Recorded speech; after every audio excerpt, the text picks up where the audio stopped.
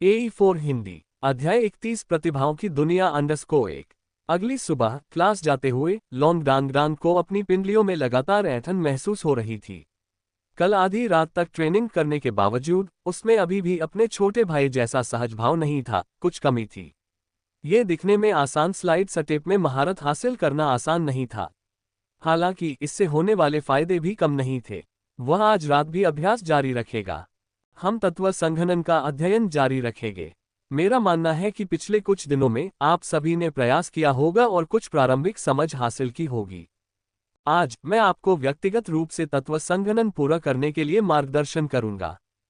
मुझे आशा है कि सभी इसे समझ पाएंगे और जल्द ही अपने आप तत्व संघनन की प्रक्रिया को पूरा कर पाएंगे। ये हम जादूगरों के लिए बहुत महत्वपूर्ण है। सप्ताहांत का मूल्यांकन वास्तव में हमारे लिए नुकसानदेह है, क्योंकि सभी ने अभी अभी जादू सीखना शुरू किया है, इसलिए इसे वास्तविक युद्ध में लागू करना मुश्किल है। सभी को तत्व संघनन के माध्यम से मार्गदर्शन करने के बाद मैं आपको बताऊंगा कि इन परिस्थितियों में आगामी मूल्यांकन से कैसे निपटना है, सीयू ने मंच से कहा। वास्तव में सप्ताहांत का मूल्यांकन 3 विशेषज्ञता वाले जादू के छात्रों के लिए प्रतिकूल था, क्योंकि ये नए छात्र शायद ही कोई जादू कर पाएंगे, जबकि 3 विशेषज्ञता वाले योद्धाओं के पास उनके मजबूत शरीर के साथ कम से कम भरोसा करने के लिए बाहरी आध्यात्मिक शक्ति थी। एक एक करके कक्षा प्रतिनिधि, क्या आप ही सबके लिए प्रदर्शन करेंगे? सीयू की नजर लॉन्ग डांग पर पड़ी। लॉन्ग डांग की एक वर्ग प्रतिनिधि के रूप में ज्यादा उपस्थिति नहीं थी, उसका व्यक्तित्व ही ऐसा था। उसमें लॉन्ग कोन जैसा तड़क भड़क नहीं था, वह मुख्यतः अपनी साधना पर ही ध्यान केंद्रित करता था। जब उसने शिक्षिका को उसे बुलाते सुना तो वह खड़ा हो गया और उनके संकेतानुसार आगे की ओर चला गया। सीयू ने एक कुर्सी खींचकर लॉन्ग डांग को बैठने का इशारा किया। कुछ ही देर में मैं अपनी आध्यात्मिक शक्ति से तुम्हें तत्वों के संघनन से बाहर निकाल दूंगा। तुम्हें इसे ध्यान से महसूस करना होगा। ठीक है, धन्यवाद गुरुजी। लॉन्ग डांग ने यह नहीं बताया कि उसने पहले ही संघनन तत्वों में महारत हासिल कर ली है। सीयू की आंखें चमक उठी और उसने लॉन्ग डांग की गर्दन के पिछले हिस्से पर थपथपाया। तुरंत ही उसके दिमाग में एक हल्का सा कंपन महसूस हुआ, मानो उसकी इंद्रियां असाधारण रूप से स्पष्ट हो गई हों। उसने सहज ही अपनी आंखें बंद कर ली, अपने आसपास के तत्वों को महसूस करते हुए। जब वह स्वयं संवेदन करता था तो उसे केवल कुछ धुंधले रंग ही दिखाई देते थे, लेकिन इस क्षण सीयू की मदद से वे धुंधले रंग अचानक स्पष्ट हो गए। उसकी इंद्रियों के बीच वे तरह तरह के रंगीन प्रकाश बिंदुओं के रूप में विचित्र और अद्भुत एक दूसरे से मिले हुए दिखाई दिए। अब आपको कुछ रंगों का एहसास होना चाहिए। ये रंग उन जादुई तत्वों का प्रतिनिधित्व करते हैं जो आपके अनुकूल हैं। अपनी इच्छाशक्ति से उस सबसे चमकीले रंग को अपनी ओर लाने का प्रयास करें जो आपको महसूस हो। अपना दाहिना हाथ बढ़ाएं और इन रंगों को अपने दाहिने हाथ में संघनित होने दें। लॉन्ग डांग ने अपना हाथ उठाया जैसा उसे बताया गया था, और अगले ही पल एक सुनहरी रोशनी चुपचाप उसके हाथ की हथेली में प्रकट हुई। सुनहरी रोशनी टिमटिमा उठी और देखते ही देखते एक सुनहरे प्रकाश मंडल का रूप ले लिया। सहपाठियों ने तुरंत आश्चर्य से चीखें निकाली। सीयू भी थोड़ा चौंकी, क्या इतनी जल्दी हो गई? दरअसल जब उसने अपनी आध्यात्मिक शक्ति को लॉन्ग डांग की शक्ति से जोड़ने की कोशिश की तो उसने देखा कि उसके मानसिक उतार चढ़ाव कमजोर नहीं बल्कि बहुत स्थिर थे। अब जब उसने उसे तेजी से प्रकाश तत्व को एक गोले में संघनित करते देखा तो ये स्पष्ट था कि उसके पास तत्वों को संघनित करने की क्षमता पहले से ही थी। एक प्रतिभाशाली व्यक्ति सचमुच एक प्रतिभाशाली व्यक्ति था। इसमें कोई आश्चर्य की बात नहीं थी कि उसके पास 80 से भी ज्यादा जादुई आध्यात्मिक शक्ति थी। थोड़ी और साधना के साथ जब उसकी जादुई आध्यात्मिक शक्ति 100 से ज्यादा हो गई और उसने 3 बुनियादी मंत्रों में महारत हासिल कर ली, तो वह प्रथम श्रेणी के जादूगर अनुचर के चरण को छोड़कर द्वितीय श्रेणी का जादूगर प्रशिक्षु बन गया। सबने देखा, जादुई तत्वों का संघनन कुछ ऐसा ही होता है। आप सबको भी इसे आजमाना चाहिए।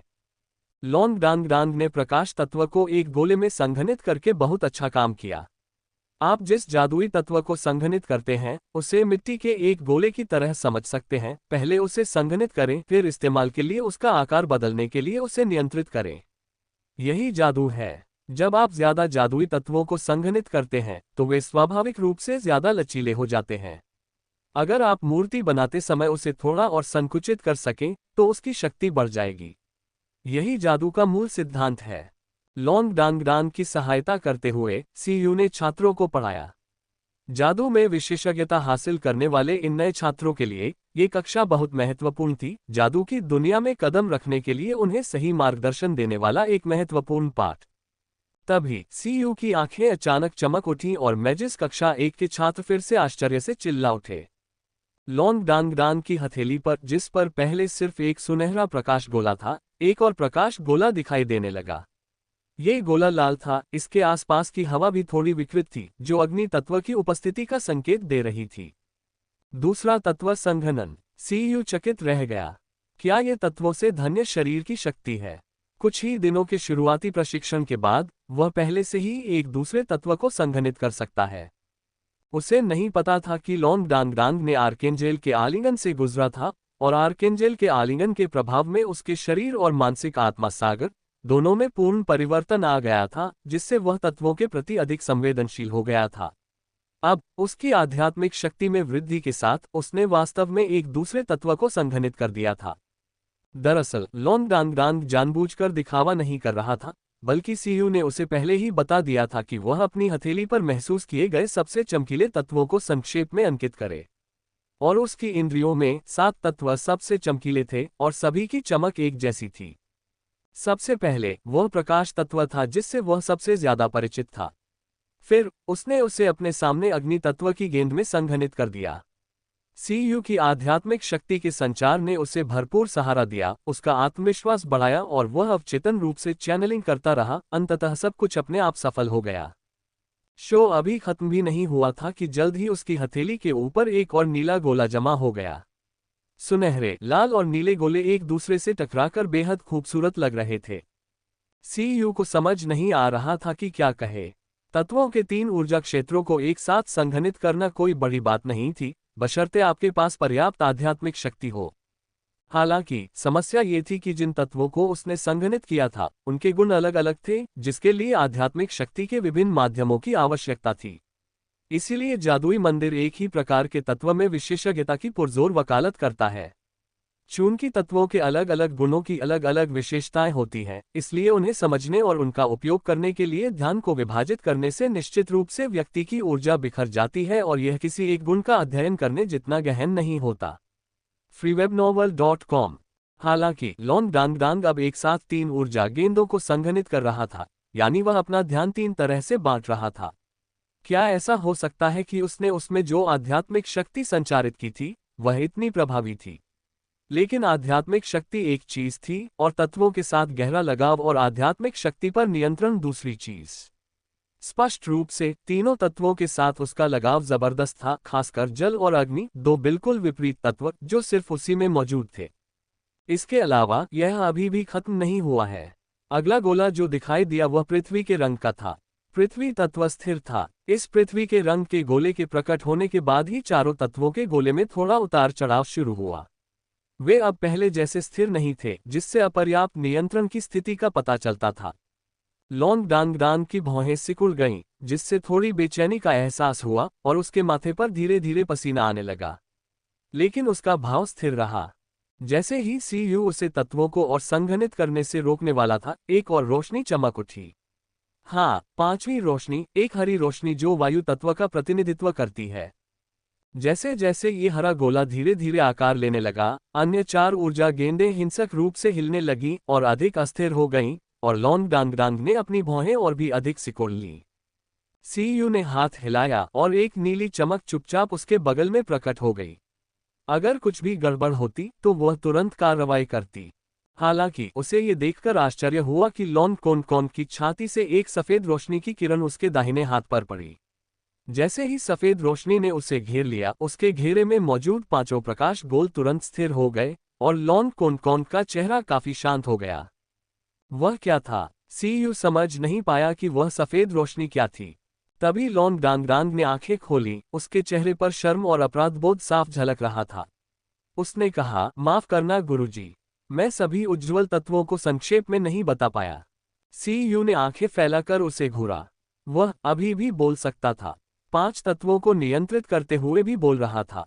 क्या वो इंसान भी था? और वो किस बारे में बात कर रहा था?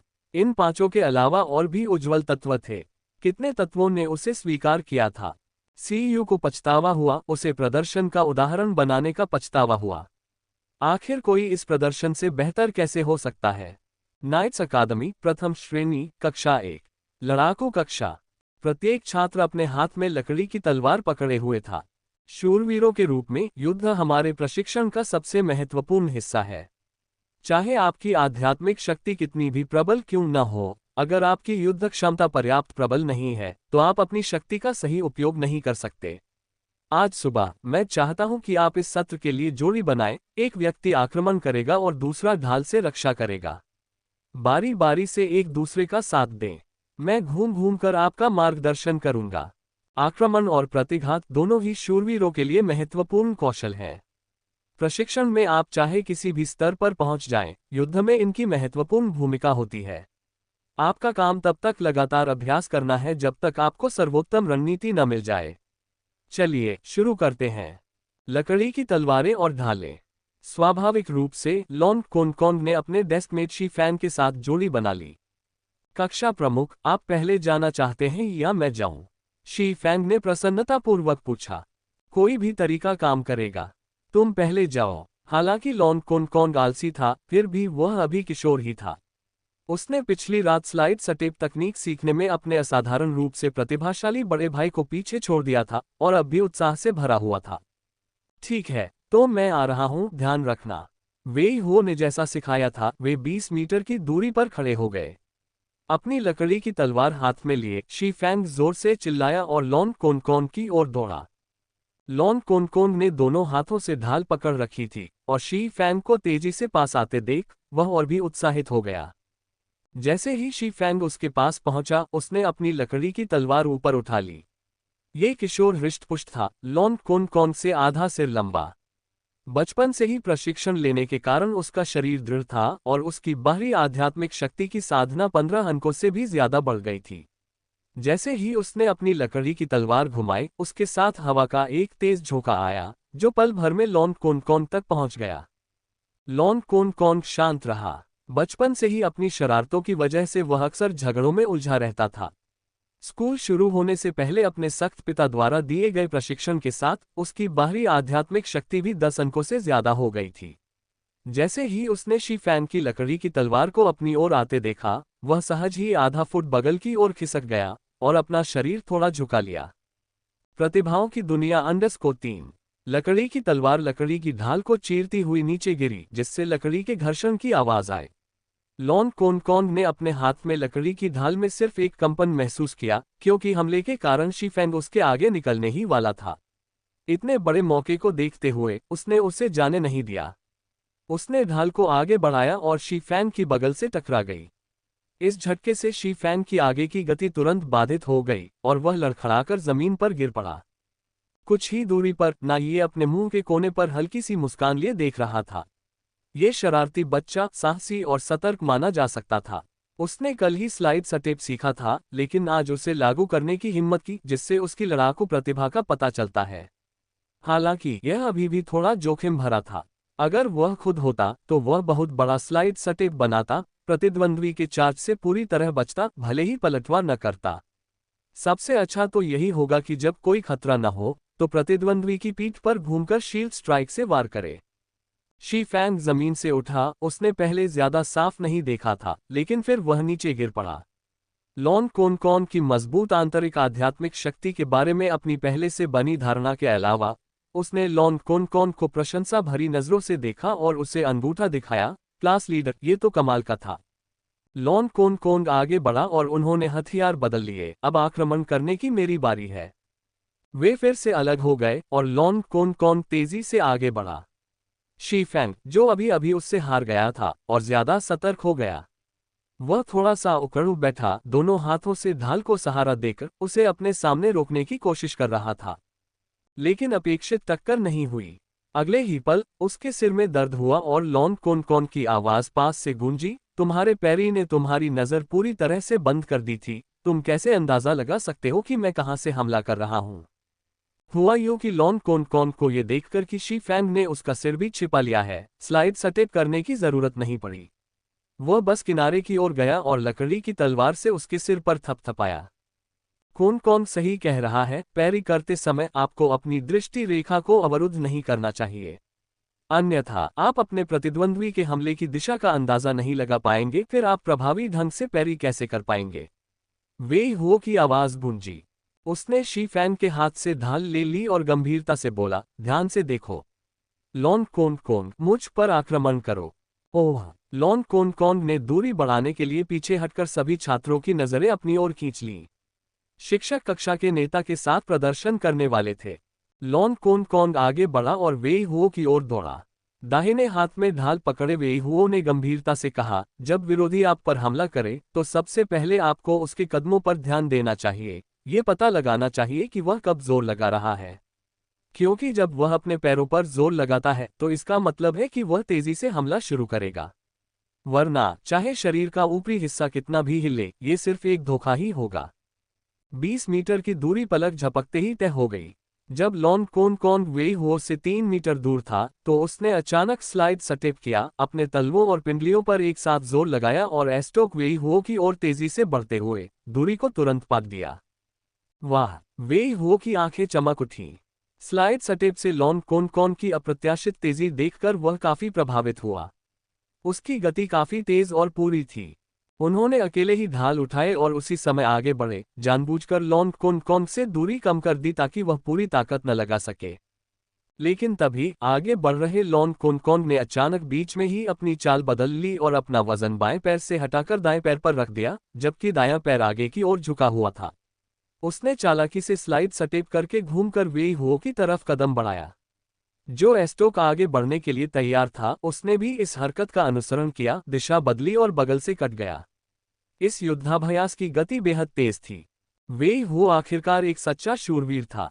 हालांकि उसने अपनी आध्यात्मिक शक्ति को रोक रखा था, फिर भी उसकी प्रतिक्रिया तेज थी। उसने जल्दी से अपना शरीर घुमाया और ढाल से लॉन कोन कोन की लकड़ी की तलवार को रोकते हुए प्रभावित दिख रहा था। एक धमाके के साथ लकड़ी की तलवार ढाल पर जा लगी। तुरंत लॉन कोन कोन को एक जोरदार प्रति आघात महसूस हुआ। हालांकि वेई हुओ अपनी आंतरिक आध्यात्मिक शक्ति का उपयोग नहीं कर रहा था, फिर भी उसकी बाहरी आध्यात्मिक शक्ति असाधारण रूप से प्रबल थी और उसकी आकस्मिक शक्ति भी काफी थी। जवाबी झटके के प्रभाव से लॉन कोन कोन की छाती में जकड़न महसूस हुई और वह कराह उठा, लेकिन इस पल उसे अपनी छाती में अचानक गर्माहट और फिर खिंचाव महसूस हुआ। ऐसा लगा जैसे झटके की ताकत जो उसे दर्द दे रही थी, तुरंत अवशोषित हो गई हो। न केवल उसकी छाती को राहत मिली, बल्कि उसे एक शक्ति का संचार भी महसूस हुआ जो उसे मजबूत बना रहा था। अनजाने में उसका बायां पैर जमीन पर लगा और उसने एक और स्लाइड स्टेप किया। एस्टोक, जो विक्षेपित हो गया था, उसके शरीर के घूमने के साथ साथ चला और वह वेई हुओ के पीछे आ गया। यहां तक कि जब वेई हुओ ढाल का उपयोग करके लॉन कोन कोन की लकड़ी की तलवार को रोक रहा था और प्रशंसा कर रहा था, दिशा में अच्छा बदलाव। धक्का! उसके सिर के पिछले हिस्से में अचानक दर्द हुआ, फिर अंधेरा छा गया और क्लास लीडर जमीन पर गिर पड़ा। ना ये, जो दूर से देख रहा था, अचानक अपनी आंखें चौड़ी कर ली, पावर पोचिंग। लॉन कोन कोन चकित था और उसके साथी छात्र भी चकित थे, जो प्रशिक्षक के स्पष्टीकरण पर ध्यान देने के लिए तैयार थे। उन्होंने पहले भी कड़े मुकाबले देखे थे, लेकिन किसी शिक्षक को एक ही वार में धराशायी होते नहीं देखा था। और ये लॉन कोन कोन का संयम था।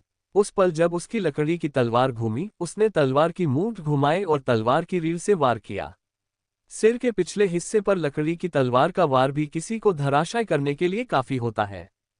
वेई हुओ निश्चित रूप से 5वीं रैंक का शूरवीर था, लेकिन फिर भी अप्रत्याशित रूप से उसके सिर के पीछे लकड़ी की तलवार से प्रहार होना, एक तलवार जिसे उसने अनजाने में शक्ति प्रदान की थी, उसे सीधे बेहोशी में भेजने के लिए पर्याप्त था। तभी एक बिजली चमकी और वेई हुओ के बगल में एक आकृति प्रकट हुई। ना ये ने अपना दाहिना हाथ वेई हुओ के माथे पर रखा, उसकी हालत का जायजा लिया, फिर थोड़े अजीब लहजे में कहा, कोई गंभीर बात नहीं है, बस हल्की सी चोट लगी है, वह जल्दी ठीक हो जाएगा। लॉन कोन कोन ने अपनी आंखें झपकाईं। मेरा ऐसा करने का इरादा नहीं था। बात बस इतनी सी थी कि उसका सिर मेरी तलवार के रास्ते में आ गया था। और ना ये ने बिना कोई जवाब दिए उसे एक नजर से देखा, उसके हाथ सुनहरी रोशनी से चमक रहे थे। थोड़ी देर बाद वेई हुओ ने धीरे से सांस छोड़ी और जाग गया। सौभाग्य से वह 5वीं श्रेणी का शूरवीर था जिसके पास आत्म मरम्मत करने की आंतरिक आध्यात्मिक शक्ति थी। वरना सिर का पिछला हिस्सा बहुत नाजुक होता है, जरा सा वार भी बहुत ज्यादा हो सकता है। शी फैंग चुपके से लॉन कॉन कॉन के पास गया और धीरे से फुसफुसाया, बॉस आप कमाल के हैं। मैंने सोचा था कि न केवल मैं आपसे हार जाऊंगा बल्कि शिक्षक भी। अब से मैं आपका अनुसरण करूंगा। वेई हो अपना सिर रगड़ते हुए उठकर बैठा और देखा कि न ये उसके सामने और आसपास के छात्र खड़े हैं, और शर्म से लाल हो गया। न सिर्फ उसे उसके ही छात्र ने हरा दिया था, बल्कि वह छात्र भी एक नया छात्र था। वह अपना चेहरा कहाँ छिपा सकता था। ना ये ने अपना गला साफ करते हुए कहा, यह एक दुर्घटना थी। बस एक दुर्घटना, जड़त्व के कारण आप लॉन कॉन कॉन से टकरा गए। एक कड़वी मुस्कान के साथ वेई हो ने कहा, मैंने उसे कमाका। वह लॉन कॉन कॉन की ओर देखने के लिए मुड़ा, जिसने तुरंत उसे दयनीय नजर से देखा। ग्रुप लीडर, अब मुझे समझ आया कि आपने उसे 100 अंक क्यों दिए। बात तो सही है, सचमुच सही है। ना ये ने फिर खांसते हुए कहा, अन्य छात्रों की तुलना में लॉन कॉन कॉन का युद्ध कौशल वास्तव में अधिक मजबूत है। अब से मैं उससे व्यावहारिक कक्षाओं में व्यक्तिगत रूप से प्रशिक्षित करूंगी, ताकि अन्य छात्रों के साथ कोई अन्याय न हो। वेई हो दंग रह गया, क्या ये ठीक है? ना ये ने जवाब दिया, इसमें कुछ भी गलत नहीं है। मैं इस कक्षा का ग्रुप लीडर हूं, मैं जो कहता हूं वही होता है। और तकनीकी तौर पर वह अभी भी आपका छात्र है। बोलते हुए उसने अपना हाथ हिलाया, जिससे वेई हो के सामने कुछ चमक उठा। अगले ही पल वेई हो की आंखें चौड़ी हो गईं। उसे लगा जैसे उसने कुछ अविश्वसनीय देखा हो, लॉन कॉन कॉन द्वारा नॉकआउट किए जाने से भी ज्यादा चौंकाने वाला। कुछ सेकंड बाद वह सीधा खड़ा हो गया और गंभीरता से सलामी दी। आओ, ना ये ने झुंझलाकर लॉन कॉन कॉन को इशारा करते हुए कहा। लॉन कॉन कॉन ने अपनी जीभ बाहर निकाली और वेई हुओ के पास जाकर फुसफुसाया, माफ करना गुरुजी, और फिर ना ये के पीछे दौड़ा। वेई हुओ ने अपने सिर के पीछे के उभार को छूते हुए अचानक चिल्लाया, तुम सब क्या देख रहे हो? क्या हमें प्रशिक्षण नहीं लेना है? शी-फैंग, इधर आओ, मैं तुम्हारे साथ अभ्यास करूंगा। आह आह, लॉन कॉन कॉन, जो ना ये का पीछा कर रहा था, अब डींगे मार रहा था। गुरुजी, मैं कितना अद्भुत हूँ। सिर्फ एक दिन की ट्रेनिंग के बाद मैंने मुख्याध्यापक को भी हरा दिया। पता चला कि मैं कितना प्रतिभाशाली हूँ। आप सही थे, जन्मजात आंतरिक आध्यात्मिक शक्ति ही सब कुछ नहीं होती। ना ये ने चिढ़कर जवाब दिया, चुप रहो। तुम बस भाग्यशाली थे और वेई हुओ ने अपनी सतर्कता कम कर दी थी, और यही एकमात्र कारण है कि तुम वार करने में कामयाब रहे। वह तुम्हें चोट पहुंचाने से डर रहा था और उसने अपनी शक्ति पर नियंत्रण रखा था। वरना तुम्हें लगता है कि तुम उसे मात दे सकते थे। थोड़ा निराश होकर लान कॉन कॉन ने विरोध किया, लेकिन मेरा आखिरी वार तो प्रतिभा का एक झटका था, है ना? ना ये ने गहरी सोच में डूबकर जवाब दिया, चूंकि मेरी सलाह से आप प्रभावित हैं, इसलिए स्वाभाविक है कि कभी कभार आपके दिमाग में कोई शानदार आइडिया आ जाए। इसका श्रेय असल में मेरे प्रशिक्षण को दिया जाना चाहिए, न कि आपकी किसी असाधारण बात को। लॉन कॉन कॉन ने गुस्से से कहा, गुरुजी, आप इसका भी श्रेय लेने की कोशिश कर रहे हैं। चुप रहो। तुम्हारे वार में निर्णायक बिंदु तकनीक नहीं थी, बल्कि मेरे प्रशिक्षण और तुम्हारी गहरी समझ का सहज परिणाम था। तुम पावर पोचिंग का इस्तेमाल करने में कामयाब रहे। वेई हुओ ने तुम पर जो बल लगाया वह तुम्हें दबाने के लिए काफी था, लेकिन तुम उस शक्ति का कुछ हिस्सा चुराकर उसे अपने हमले में बदलने में कामयाब रहे। इसी वजह से तुम आखिरी पल में अपनी चाल बदल पाए।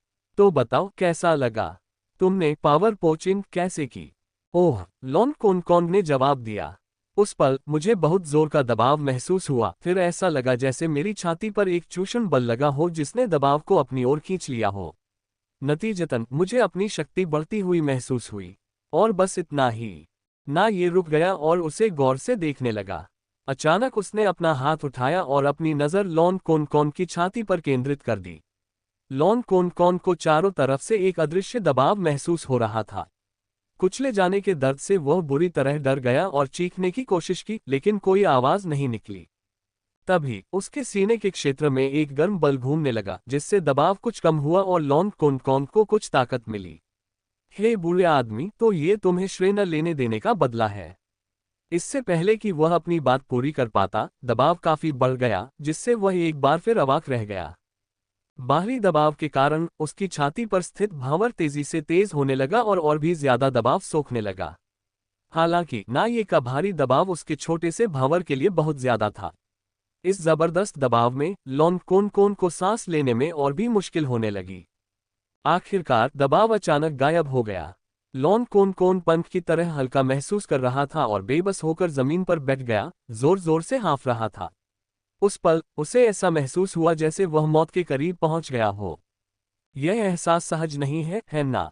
जब आपका सामना किसी ऐसे मजबूत व्यक्ति से होता है जिसकी ताकत आपसे कहीं ज्यादा है और आप एक दूसरे का विरोध कर रहे होते हैं, तो ऐसा ही महसूस होता है।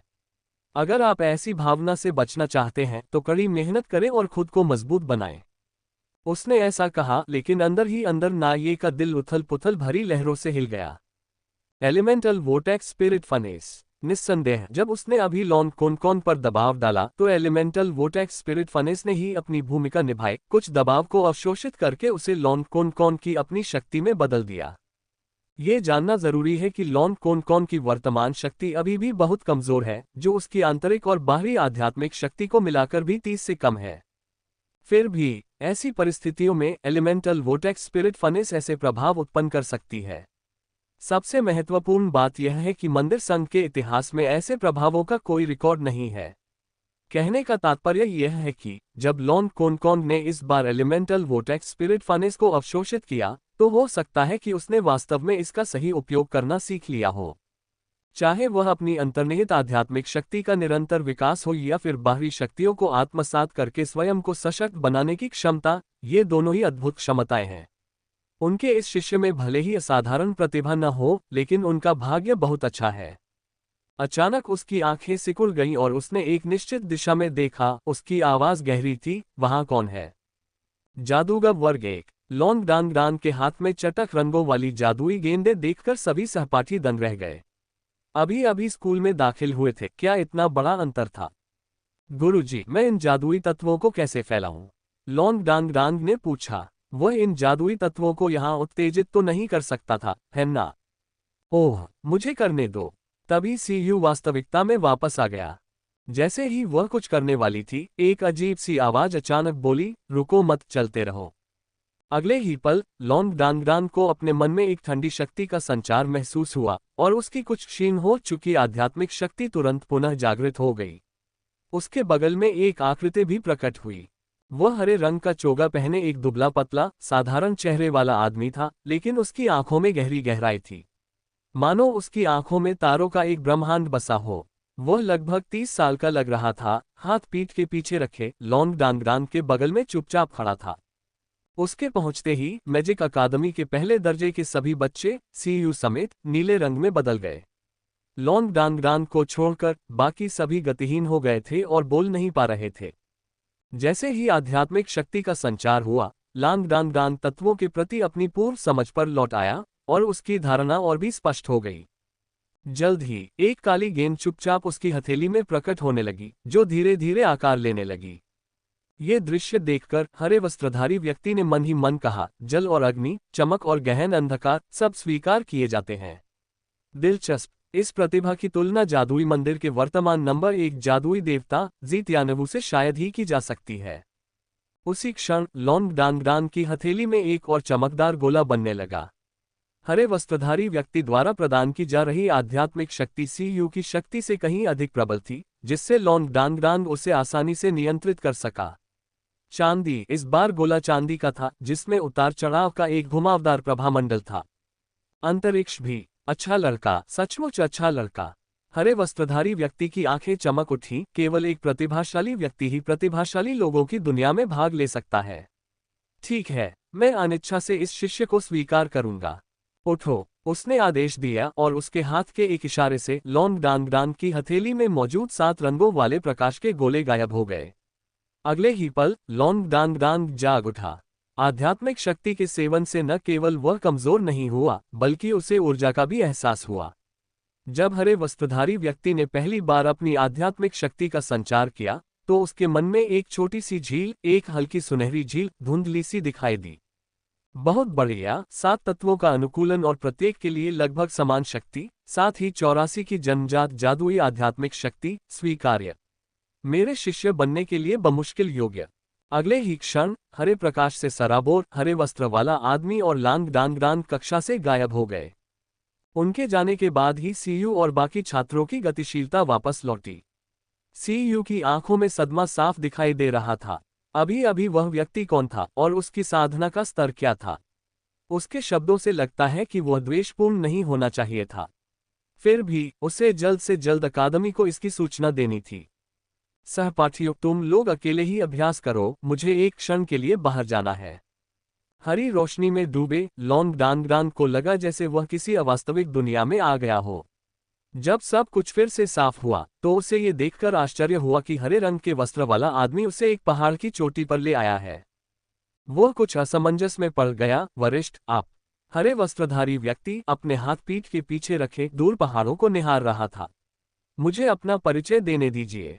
मेरा नाम जी तियानवु है। मैं जादुई मंदिर का सबसे युवा और सबसे प्रतिभाशाली जादुई देवता, पवन का श्रोता, ज्वार तत्वों का वाहक और भविष्य का जादुई मंदिर स्वामी हूँ। इस समय उससे एक हरी चमक निकलती हुई प्रतीत हुई, जिससे लॉन्ग डांगडांग को थोड़ा घुटन महसूस हुई। जादुई देवता, जादुई पेशे में अस्तित्व का सर्वोच्च स्तर, 9वीं रैंक का जादुई देवता। शिष्य, क्या तुम्हें जल्दी नहीं जाना चाहिए और अपने गुरु को प्रणाम नहीं करना चाहिए? तुम किसका इंतजार कर रहे हो? जी तियानवु ने अहंकार से कहा। बकवास, तुम घमंडी हरे मोह, क्या तुम सचमुच सोचते हो कि तुम इसके लायक हो? लॉन्ग डांगडांग के बोलने से पहले ही एक गहरी गर्जना हवा में गूंज उठी। लहरों ने पहाड़ों के चारों ओर बादलों को बिखेर दिया और एक आकृति बिजली की तरह ऊपर आ गई। तियानवु ने अपना दाहिना हाथ हिलाया और एक हल्की सी नीली चमक उसे और लॉन्ग डांगडांग को घेर लेती है। तभी एक आकृति उनके पास आ पहुंची। वह एक अधेड़ उम्र का आदमी था जो लगभग 30 साल का लग रहा था। लंबा चौड़ा और दुबला पतला, दिखने में बहुत सुंदर। हालांकि उसका चेहरा थोड़ा पीला था, जिससे वह कमजोर लेकिन सुंदर लग रहा था। उसे आते देख जी तियानवु का चेहरा तुरंत बदल गया। हाय जिफेंग, तुम यहाँ किस लिए हो? लॉन्ग डांगडांग को आश्चर्य हुआ जब उस जादूगर की आंखों में आशंका की झलक दिखाई दी, जो सबसे कम उम्र का जादुई देवता होने का दावा कर रहा था। हाय जिफेंग ने कहा, आपने मेरे शिष्य को उसकी कक्षा के दौरान अचानक से ले लिया और आप मुझसे पूछ रहे हैं कि मैं यहाँ किस लिए हूँ? आपका शिष्य? जी तियानवु चौंक गया। आप किस बारे में बात कर रहे हैं? वह स्पष्ट रूप से मेरा शिष्य है। वह हमारे जादुई मंदिर का है। आपके शूरवीरों के मंदिर से उसका क्या लेना देना है? हाय जीफेग ने ठंडे स्वर में उत्तर दिया, आप ये कैसे कह सकते हैं कि इसका कोई लेना देना नहीं है? मैं आपसे पूछता हूँ, मंदिर का चयन करते समय क्या जन्मजात आध्यात्मिक शक्ति को सर्वोच्च प्राथमिकता नहीं दी जानी चाहिए? जिनके पास उच्च जन्मजात आंतरिक आध्यात्मिक शक्ति है, उन्हें हमारे साथ शूरवीरों, योद्धाओं या हत्यारों के रूप में शामिल होने को प्राथमिकता देनी चाहिए। अन्यथा जिनके पास उच्च जन्मजात जादुई आध्यात्मिक शक्ति है, उन्हें आपके 3 मंदिरों में से एक चुनना चाहिए, है ना? बिल्कुल, जी तियानवु ने घमंड से कहा, मेरे शिष्य में 84 की जन्मजात जादुई आध्यात्मिक शक्ति है। इसका तुम शूरवीरों से क्या लेना देना है? उसके पास 87 की जन्मजात आंतरिक आध्यात्मिक शक्ति है। आप क्या सोचते हैं? हाय जिफेंग ने ठंडे स्वर में कहा। freewebnovel.com। जी तियानवु अचंभित रह गया और अचानक अपना सिर लॉन्ग डांगडांग की ओर घुमाया। तुम्हारे पास 87 की जन्मजात आंतरिक आध्यात्मिक शक्ति है। अपने सामने 2 प्रभावशाली व्यक्तियों को देखकर लॉन्ग डांगडांग ने आज्ञाकारी ढंग से सिर हिलाया। हाय जिफेंग ने व्यंग्य करते हुए कहा, यहां से चले जाओ, वरना मैं बल प्रयोग करने में संकोच नहीं करूंगा। जी तियानवु गुस्से में था। हाय जीफेंग, तुमने मुझे बार बार उकसाया है। क्या तुम्हें लगता है कि मैं तुमसे डरता हूं? दूसरे लोग तुम्हारे रेकलेस नाइट खिताब से डर सकते हैं, लेकिन मैं देखना चाहता हूं कि तुम्हें मेरे सामने इतना अहंकारी व्यवहार करने का अधिकार क्या देता है। हाय जिफेंग ने उसकी ओर देखा। क्या तुम जीवन मरण की लड़ाई के लिए तैयार हो? तुम्हें पता होना चाहिए, एक बार मैं आगे बढ़ गया तो मैं रुक नहीं पाऊंगा। जी तियानवु का मुंह फड़क उठा। तुम पागल हो, है ना? ये बच्चा अपनी इच्छा से जादुई मंदिर के अंतर्गत हमारी जादू अकादमी में शामिल हुआ था और हमारे मंदिर की दिव्य कमल आत्मा भट्टी को स्वीकार किया था। अब वह हम में से एक है। क्या तुम्हें उसे जबरदस्ती ले जाने के परिणामों का एहसास है? क्या तुम्हें हमारे 2 भव्य अभयारण्यों के बीच टकराव शुरू होने का डर नहीं है? हाय जीफेग ने कहा, उसे हमारे शूरवीरों के मंदिर से पवित्र डायवसन स्पिरिट फनेस भी मिला था। अगर तुम्हें मेरी बात पर विश्वास नहीं है तो खुद उससे पूछ लो। जी तियानवु आश्चर्यचकित होकर लॉन्ग डांगडांग की ओर मुड़ा। अपनी नाक को छूते हुए लोंगडांगडांग ने कुछ अजीब तरीके से सिर हिलाया। जी त्यानवू ने बचाव करते हुए कहा, ठीक है, वह हमारी मैजिक अकादमी में भी शामिल हो गया। लोंगडांगडांग, मैं तुमसे पूछता हूँ, क्या तुम मैजिक अकादमी में रहना पसंद करोगे या नाइट्स की तरफ जाना पसंद करोगे? लोंगडांगडांग ने उसकी ओर देखा, फिर हाई जिफेन की ओर। नमस्ते महान शूरवीर। मैंने एक अन्य बुजुर्ग से वादा किया था कि मैं कोई अन्य नाइटहुड प्रशिक्षुता स्वीकार नहीं करूंगा, इसलिए मुझे खेद है। जब ये शब्द निकले तो जी त्यानवू के चेहरे पर तुरंत मुस्कान फैल गई। क्या तुमने सुना? तुम उस पर अपनी इच्छा नहीं थोप सकते। हाई जीफेग ने कहा, तुम उस काया ना ये की बात कर रहे हो, है ना? यहाँ आने से पहले मैंने उसे अच्छी तरह पीटा था। इसी तरह मुझे पवित्र मन बहलाव वाली आत्मा भट्टी के बारे में पता चला। चिंता मत करो, वह अपना वादा तोड़ने को तैयार हो गया है। अगर तुम तैयार हो तो तुम अब भी मेरे शिष्य बन सकते हो, तुम्हें कोई नहीं रोक सकता। लोंगडांगडांग की आंखें अविश्वास से चौड़ी हो गईं। क्या शिक्षक ना ये को पीटा गया?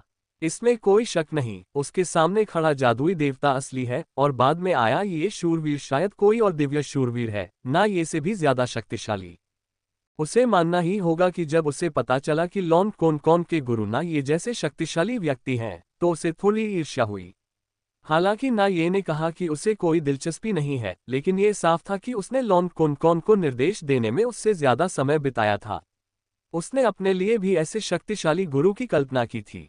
इसलिए जब उसने जी त्यानवू को जादुई देवता होने का दावा करते सुना तो वह ललचा गया। लेकिन एक ही काफी था। अब जब दूसरा देवता प्रकट हो गया है तो उसे क्या करना चाहिए? गहरी सांस लेते हुए लोंगडांगडांग के चेहरे पर दृढ़ता आ गई। उसने हाई जीफेग से दृढ़ता से कहा, वरिष्ठ, आपकी मान्यता की मैं सराहना करता हूं, लेकिन मैं वास्तव में एक जादूगर बनना चाहता हूं। हाई जीफेग ने ठंडे स्वर में कहा, क्या आप जन्मजात आंतरिक आध्यात्मिक शक्ति के 87 अंकों की प्रतिभा को त्याग रहे हैं? लोंगडांगडांग ने कड़वी मुस्कान दी, मैं भी शिक्षक ना ये से कुछ शूरवीर कौशल सीख रहा हूं। जी त्यानवू के चेहरे पर संतुष्टि के भाव पहले ही फैल चुके थे। उसने कुछ नहीं कहा और गर्व से अपनी बाहें पीठ के पीछे कर ली। चलो लड़ाई करते हैं। हाई जिफेंग अचानक जी त्यानवू की ओर मुड़ा। क्या? हम तो सब कुछ साफ कर चुके हैं, तुम किस लड़ाई की बात कर रहे हो? जी त्यानवू चौंक गया। यह आदमी वाकई पागल था। यह तुम्हें तय करने का काम नहीं है। हाई जीफेग की आंखें तुरंत चमक उठीं। उसके हाथ तेजी से उसकी बगलों में हिलने लगे और हवा में मौजूद प्रकाश तत्व तेजी से उसके हाथों में एक तेज बहती नदी की तरह समा गया, जिससे दो विशाल धधकती सफेद तलवारें बन गईं। जी त्यानवू ने कहा, क्या तुम सचमुच पागल हो गए हो? वे दोनों महान अभ्यारण्यों के 9वें दर्जे के पेशेवर थे। हालांकि वे एक दूसरे के पवित्र प्रतिनिधि नहीं थे, फिर भी वे दुनिया के शीर्षस्थ व्यक्ति थे। उनके साधना स्तर के लोगों का एक दूसरे के विरुद्ध लड़ना अत्यंत दुर्लभ था। मैं तुम्हारे दिखावटी कृत्य को बर्दाश्त नहीं कर सकता। जैसे ही हाई जिफेंग ने कहा, उसके सुंदर चेहरे पर एक अतिरिक्त लालिमा छा गई और उसके शरीर से तीव्र सुनहरी लपटें तुरंत उठने लगीं। जी त्यानवू ने इसे हल्के में लेने की हिम्मत नहीं की। अपने दाहिने हाथ की एक लहर से उसने लोंगडांगडांग को हवा में उछाल दिया, उसे उड़ा दिया। लोंगडांगडांग को बस ऐसा लग रहा था जैसे वह बादलों में उड़ रहा हो, हवा के तत्व में लिपटा हुआ, और हजारों मीटर दूर उड़कर एक पहाड़ की चोटी पर जा गिरा। कई किलोमीटर की दूरी के कारण उन्हें दूर स्थित दो शीर्ष स्तरीय विशेषज्ञों जी त्यानवू और हाई जिफेंग को स्पष्ट रूप से देख पाना असंभव हो गया था। लेकिन अगले ही क्षण पहाड़ों के बीच एक बड़ी गर्जना गूंज उठी, जिसके बाद दूर से नीली और सुनहरी रोशनियां चमकने लगीं और एक भयानक ध्वनि लहर उठी। लोंगडांगडांग सदमे में देख रहा था कि जिस पहाड़ की चोटी पर वह खड़ा था, वह ढह गई। पूरा आसमान नीला और सुनहरा हो गया था। हवा अचानक ठंडी हो गई, एक तेज पहाड़ी हवा उसके शरीर पर बह रही थी और उसे पेट के बल लेटने पर मजबूर कर रही थी। ऐसा लग रहा था जैसे आसमान किसी अपार अदृश्य शक्ति से नीचे दबा रहा हो, जिससे पूरी दुनिया कांप रही हो। उसने अपना सिर उठाकर देखने की कोशिश की और आकाश को देखा, जहां नीला और सुनहरा रंग आपस में गुथे हुए थे और बीच बीच में काली दरारें दिखाई दे रही थीं, मानो आकाश फट रहा हो। इस पल उसका मन विस्मय से भर गया। अब जाकर उसे समझ आया कि वह इस स्तर का संघर्ष देखने के भी योग्य नहीं था। क्या यही 9वीं रैंक के विशेषज्ञों की ताकत थी? दोनों पक्षों की टक्कर पूरे आधे घंटे तक चली, जिससे 3 पर्वत चोटियां चकनाचूर हो गईं। वह कंपन जो आकाश और पृथ्वी की शक्ति जैसा प्रतीत हो रहा था, आकाश और पृथ्वी के बीच एक भयंकर विभीषिका की तरह था, जिसने पूरी दुनिया को ऐसे हिला दिया मानो वह ढहने ही वाली हो। आखिरकार आसमान का दबाव धीरे धीरे कम हो गया। नीला आसमान इतना साफ था मानो उसे धो दिया गया हो। सचमुच, वह सचमुच धुल गया था। अब आसमानी नीले रत्नों जैसा साफ, और सूरज की रोशनी भी ज्यादा चमकदार और गर्म हो गई थी। दो आकृतियां आकाश से उतरी और लांग डांग डांग के दोनों ओर उतरी। लांग डांग डांग जल्दी से अपने पैरों पर खड़ा हो गया। करीब से देखने पर हाई जी फेंग, जो दिखने में बहुत ही सुंदर और आकर्षक था, के कपड़े कई जगह फटे हुए थे और कुछ जगहों पर खून के निशान भी दिखाई दे रहे थे। फिर भी जी तियानवु ऐसा लग रहा था मानो सब कुछ सामान्य हो। वह अभी भी अपने हाथ पीछे करके खड़ा था, हमेशा की तरह घमंडी। हाई जीफेग ने हल्के से कहा, सोमवार, बुधवार और शुक्रवार को वह तुम्हारे पास रहेगा, मंगलवार, गुरुवार और शनिवार मेरे होंगे। आगामी नाइट्स टेम्पल की आंतरिक प्रतियोगिता में उसे मेरे शिष्य के रूप में मेरा प्रतिनिधित्व करना होगा। ना ये को रविवार को उसका अभ्यास करने दो। बस, आज बुधवार है, वह तुम्हारा है, कल मैं कार्यभार संभाल लूंगा। इतना कहकर उसने लॉन्ग डांग डांग की ओर सिर हिलाया और उसका शरीर प्रकाश की एक किरण में बदल गया और गायब हो गया। जी तियानवु के हाथ उसकी पीठ के पीछे लगातार कांप रहे थे, लेकिन उसके चेहरे पर गर्व भरी मुस्कान थी। देखा, हम जादूगर ज्यादा ताकतवर हैं। इस जानवर को आखिरकार मैंने ही भगाया था। हालांकि मेरा मानना है कि अपनी अंतर्निहित आध्यात्मिक शक्ति का इस्तेमाल न करना थोड़ा बेकार होगा। इसलिए मैं उसे हर हफ्ते तुम्हें कुछ मार्गदर्शन देने की इजाजत दूंगा। याद रखना, जादू ही तुम्हारी नींव है। एक धमाके के साथ लॉन्ग डांग डांग जमीन पर घुटनों के बल बैठ गया और जी तियानवु को सम्मान में 3 बार अपना सिर मारा। शिष्य लॉन्ग डांग डांग, गुरु को नमस्कार। जी तियानवु बहुत खुश हुआ। उसने उसे उठाने के लिए अपना हाथ बढ़ाने की कोशिश की, लेकिन उसके हाथ इतनी जोर से कांप रहे थे कि उसे काबू में करना मुश्किल हो रहा था। इसके बजाय उसके पैरों के नीचे से एक हवा का झोंका आया और उसने लॉन्ग डांग डांग को ऊपर उठा लिया। अच्छा अच्छा अच्छा, अब से तुम मेरे जी तियानवु के शिष्य हो। हाँ हाँ हाँ, मैं तुम्हें जरूर महसूस करवाऊंगा कि प्रतिभा की दुनिया कैसी होती है। एक शिक्षक को स्वीकार करने से लांग डांग डांग के लिए कोई मानसिक दबाव नहीं था। आखिरकार वह एक जादुई देवता था, एक 9वीं रैंक का जादुई देवता। जी तियानवु ने कहा, आओ बैठो। इससे पहले कि मैं तुम्हें औपचारिक रूप से सिखाना शुरू करूं, चलो कुछ बातें करते हैं। मैं तुम्हें जादू की सही समझ बनाने में मदद करूंगा। बोलते हुए वह पहले बैठ गया और अपने मानसिक आत्मिक सागर में कमजोरी के एहसास को दबाने के लिए चुपचाप गहरी सांस ली। जैसे ही वह बैठ गया, लांग डांग डांग उसके सामने बैठ गया। जी तियानवु ने आगे कहा, अभी अभी जिस आदमी को बुलाया गया है उसका नाम हाई जिफेंग है, जिसे लापरवाह शूरवीर के नाम से भी जाना जाता है। शूरवीरों के मंदिर में शीर्ष 9 दिव्य शूरवीरों में उसका स्थान 8वां है, और काया शूरवीर ना ये अंतिम स्थान पर है। इन दोनों को शूरवीरों के मंदिर में 2 विचित्र व्यक्ति माना जाता है। एक असाधारण रूप से काया है, जो हमेशा कार्रवाई करने से हिचकिचाता है, और दूसरा पूरी तरह से पागल है, जो लड़ते समय पूरी ताकत लगा देता है। शक्ति के मामले में हाई जीफेग मुझसे थोड़ा कमतर है। हालांकि उससे भी ज्यादा शक्तिशाली 9वीं रैंक के पेशेवर खिलाड़ी उससे लड़ने को तैयार नहीं है। वह बहुत ही पागल है, और एक बार जब वह चलना शुरू करता है तो वह बहुत आवेगी हो जाता है और किसी भी कीमत पर मौत से लड़ने को तैयार रहता है। इस वजह से उसे नाइट्स टेम्पल द्वारा कई बार दंडित किया गया है, लेकिन चाहे कुछ भी हो वह बदलने को तैयार नहीं है।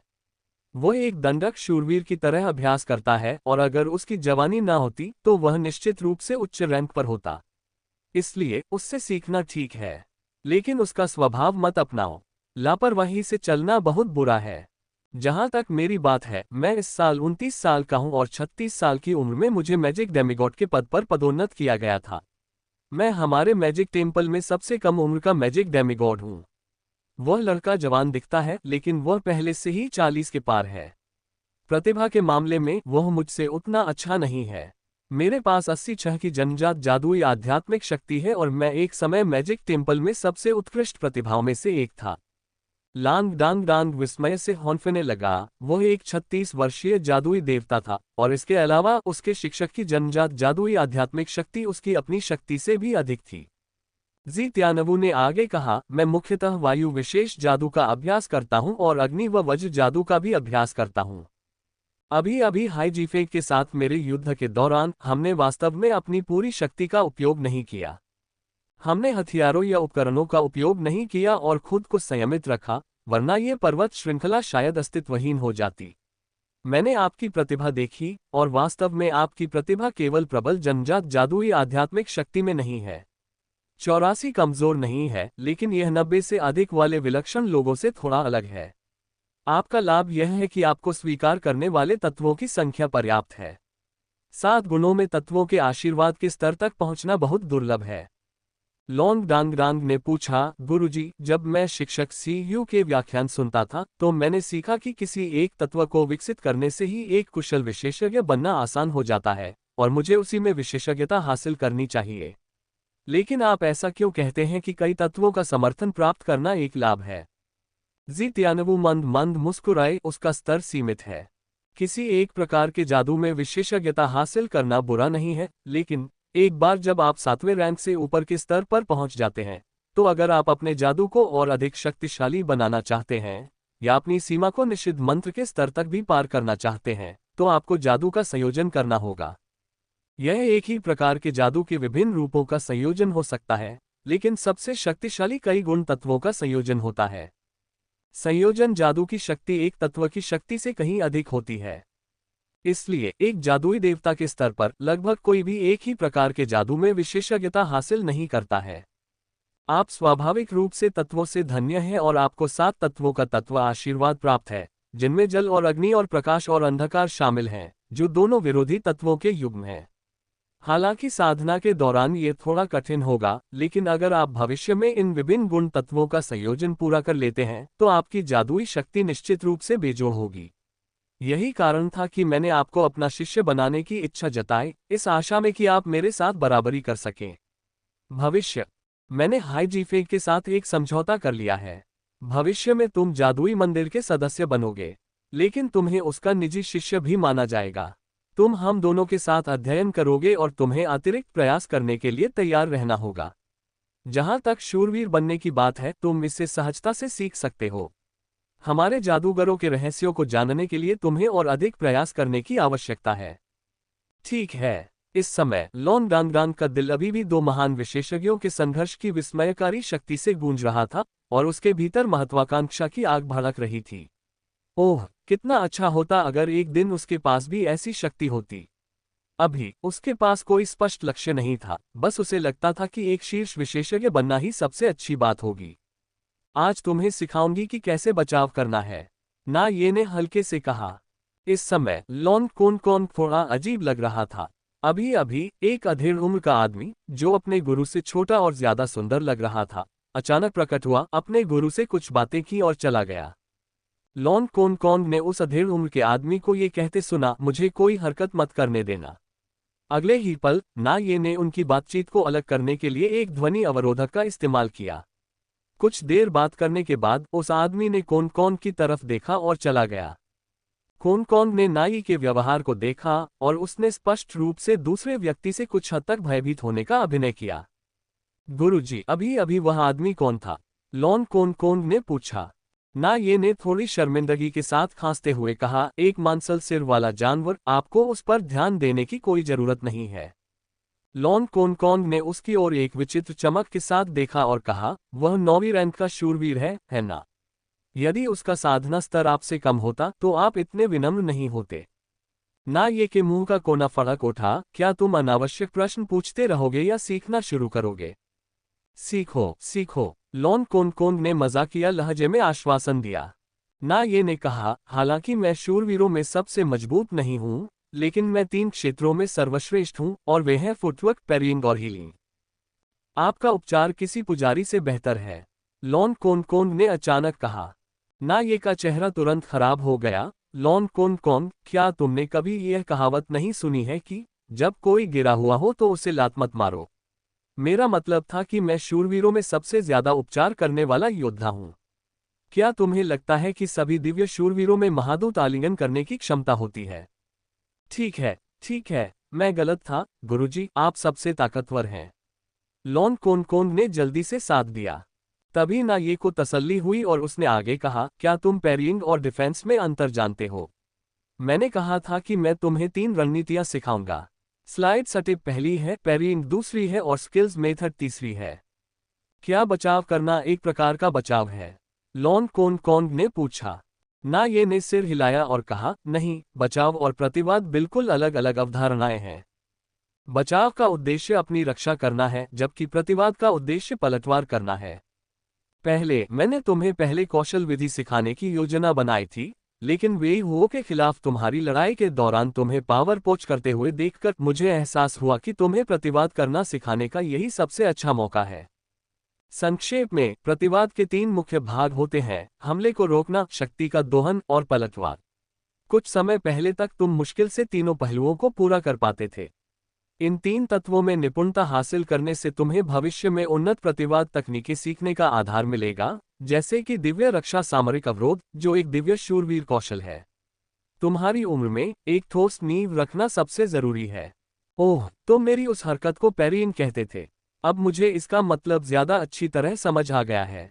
लॉन कोनकोन के चेहरे पर पहले वाला उत्साह अभी तक कम नहीं हुआ था। ना ये ने उपहास किया, आप इसे बचाव कहते हैं।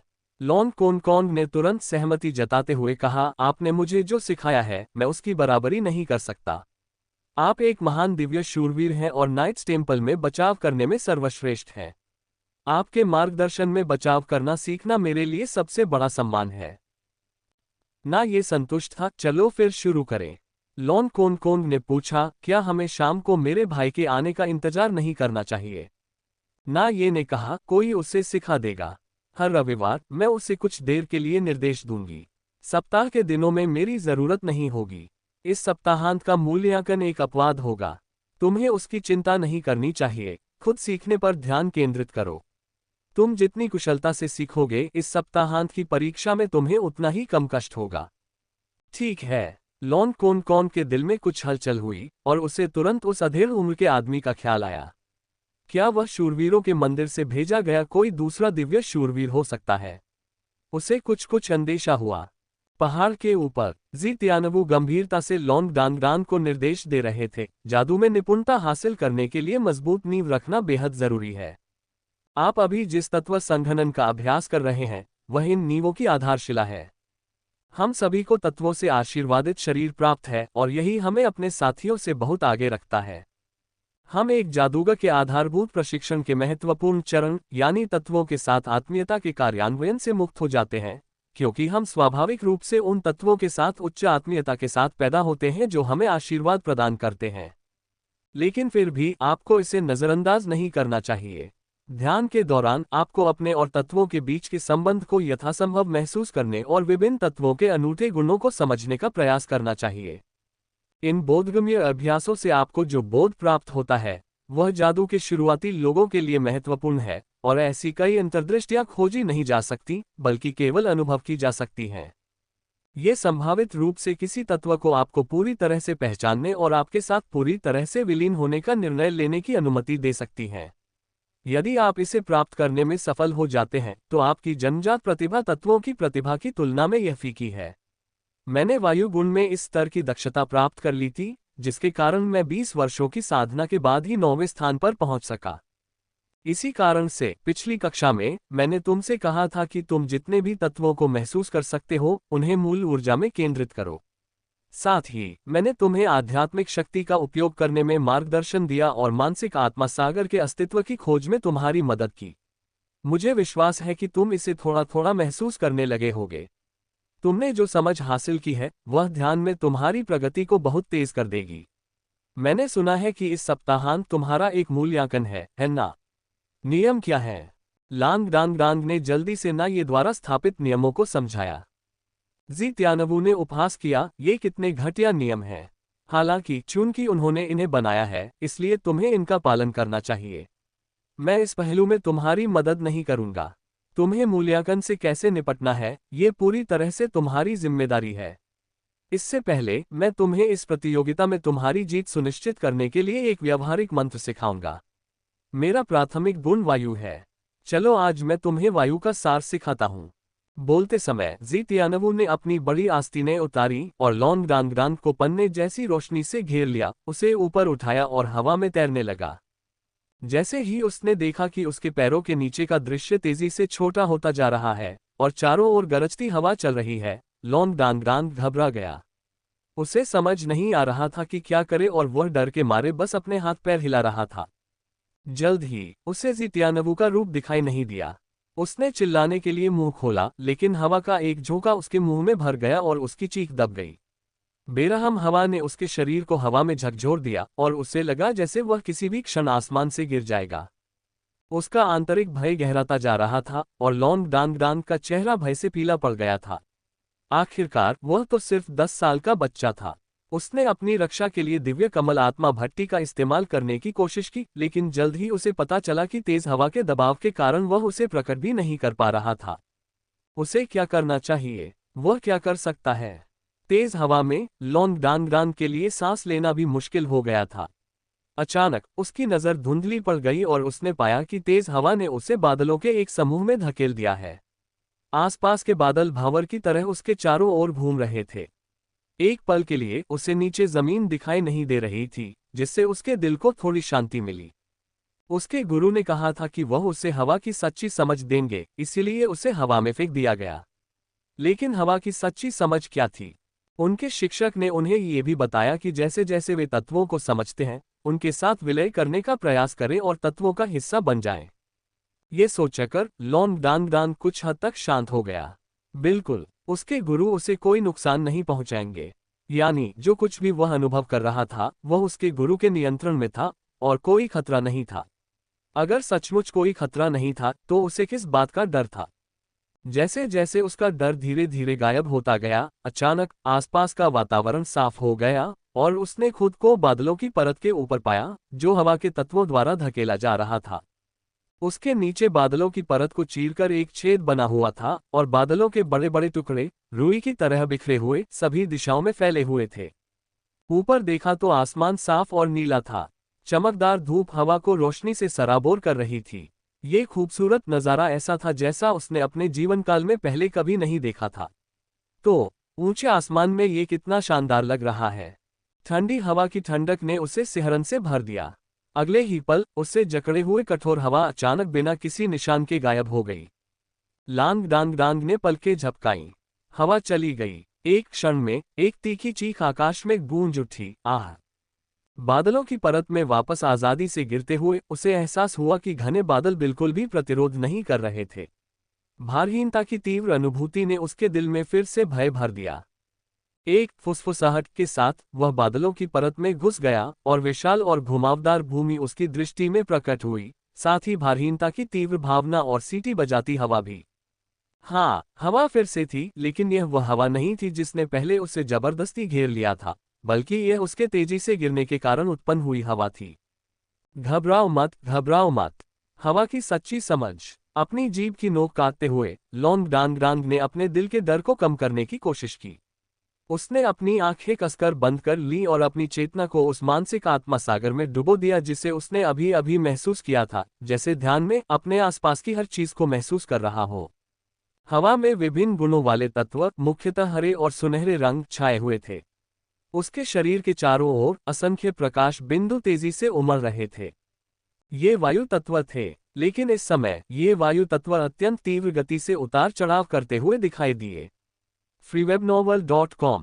लांग डांग डांग ने अपनी आध्यात्मिक शक्ति से उन्हें छूने की कोशिश की, लेकिन उसने पाया कि उसकी आध्यात्मिक शक्ति इन हिंसक रूप से उतार चढ़ाव वाले वायु तत्वों को बिल्कुल भी नहीं छू सकती। क्या ये वायु तत्व किसी तरह बदल गए थे? वे उन वायु तत्वों से कुछ अलग लग रहे थे जिन्हें उसने पहले देखा था। उन्हें क्या मिला था? उन्होंने अपने पिछले ध्यानों में वायु तत्वों के संघनन की अनुभूति को याद करने की भरपूर कोशिश की। अन्य तत्वों की तुलना में वायु तत्व हल्के लगते थे और इसलिए उन्हें संघनित करना आसान था। हालांकि शायद इसी हल्केपन के कारण उन्हें नियंत्रित करना ज्यादा चुनौतीपूर्ण हो गया था। अवचेतन रूप से उन्होंने अपनी आध्यात्मिक शक्ति को और आगे बढ़ाया तथा दूरस्थित वायु तत्वों को भी स्पर्श किया। सचमुच प्रकाश का एहसास फिर से प्रकट हुआ। हाँ, उसके शरीर से दूर स्थित वायु तत्वों ने उस प्रकाश की अनुभूति को बरकरार रखा। हालांकि उसके चारों ओर घूमते, स्पर्श न कर पाने वाले वायु तत्वों ने वह हल्कापन खो दिया था। अवचेतन रूप से अपनी आंखें फिर से खोलते ही वह अचानक प्रचंड हवा के झोंके से घायल हो गया, जिससे उसके चेहरे पर आंसू बहने लगे। प्रचंड हवा गरजती और गर्जना करती हुई प्रतीत हो रही थी। क्या ये हवा का गुस्सा था? लॉन्ग डांग डांग ने अवचेतन मन से पूछा। हवा के तत्वों को ऐसा नहीं होना चाहिए। असली हवा के तत्व तो प्रकाश थे। तो उनका गुस्सा कहाँ से आया? क्योंकि उन्होंने अपने विशिष्ट हवा के तत्वों को खो दिया था। अचानक उसके मन में एक गहरी अंतर्दृष्टि कौन थी। लॉन्ग डांग डांग को अचानक समझ आया कि उसके तेज बहाव से उत्पन्न हुई प्रचंड हवा हवा का असली सार नहीं थी। तो फिर हवा का असली सार और उसकी हल्कापन कहाँ से आया? स्वतंत्रता। हाँ, वह हवा जो आसमान तक पहुंचकर धरती को झकझोर सकती थी, वह सर्वव्यापी हवा, क्या वह आज़ादी का प्रतीक नहीं थी? आज़ादी ही वह चीज थी जिसकी वायु तत्व सचमुच लालसा करता था। उनके आंतरिक ज्ञान ने उन्हें अचानक स्पष्टता का एहसास दिलाया। अवचेतन रूप से उन्होंने अपनी आध्यात्मिक शक्ति को दूरस्थ वायु तत्वों की ओर मोड़ा, उनमें विलीन हो गए, इन हल्की हवाओं को अपने करीब ले आए और क्रोध से भड़की हवाओं को संक्रमित कर दिया। उसके शरीर के चारों ओर मंदहरी रोशनी घनीभूत होने लगी। मंदहरी रोशनी तीव्र नहीं थी, फिर भी वह लगातार लॉन्ग डांग डांग के आसपास की प्रचंड हवा को छू रही थी और उसे दूषित कर रही थी, लेकिन यह प्रयास सागर में एक बूंद के समान था। उसकी गिरती गति और उसके द्वारा एकत्रित किए जा रहे वायु तत्वों के बीच बहुत बड़ा अंतर था। लेकिन इस समय ऐसा लग रहा था जैसे उसने स्वयं को पूरी तरह से मुक्त हवा की अनुभूति में डुबो लिया है। उसकी गिरने की गति और भी तीव्र हो गई है। भले ही उसके दिल में अब कोई डर नहीं था, केवल हवा के तत्वों की निरंतर समझ और मार्गदर्शन था। उसे लगा जैसे उसकी तेज गति से उतरते हुए वह हवा का हिस्सा बन गया है, आसमान में उड़ता हुआ, हवा की तरह आजाद। जी त्यानवू पहाड़ की चोटी पर बैठा था, उसकी आध्यात्मिक शक्ति लॉन्ग डंडान को ढांक रही थी, उसके शरीर में हो रहे बदलावों को महसूस कर रही थी। एक जादूगर के लिए समझ बेहद जरूरी थी, यहाँ तक कि समनकर्ता और पुरोहित जैसे समान विषयों के जादूगरों के लिए भी यह उतना जरूरी नहीं था। समनकर्ताओं को अपने बुलाए गए जानवरों के साथ आत्मीयता और वंश परंपराओं में हलचल की जरूरत थी। पुरोहितों को अच्छे कर्म करने थे, अपने हृदय में अच्छे विचार और आशीर्वाद संचित करने थे। आकाश में लॉन्ग डांग डांग तेजी से नीचे गिर रहा था और उसके और करीब आ रहा था। जी त्यानवू के चेहरे पर पहले से ही एक गहरी मुस्कान थी। अपने गर्व के बावजूद वह इस पल प्रशंसा से भर गया। वह हवा के असली सार को महसूस कर सकता था। पहली गहरी अनुभूति के दौरान वह आकाश से गिरते हुए भी अपनी मदद के लिए वायु तत्वों को सक्रिय रूप से निर्देशित करने में सक्षम था। हालांकि अपने साधना स्तर के साथ संघनित वायु तत्व उसे धीमा करने के लिए पर्याप्त नहीं थे, फिर भी ऐसा कर पाना एक 10 साल के बच्चे के लिए पहले से ही प्रतिभाशाली माना जाता था। उसकी भविष्य की संभावनाएं असीम थीं और हवा के बारे में उसकी समझ निश्चित रूप से तेजी से बढ़ेगी।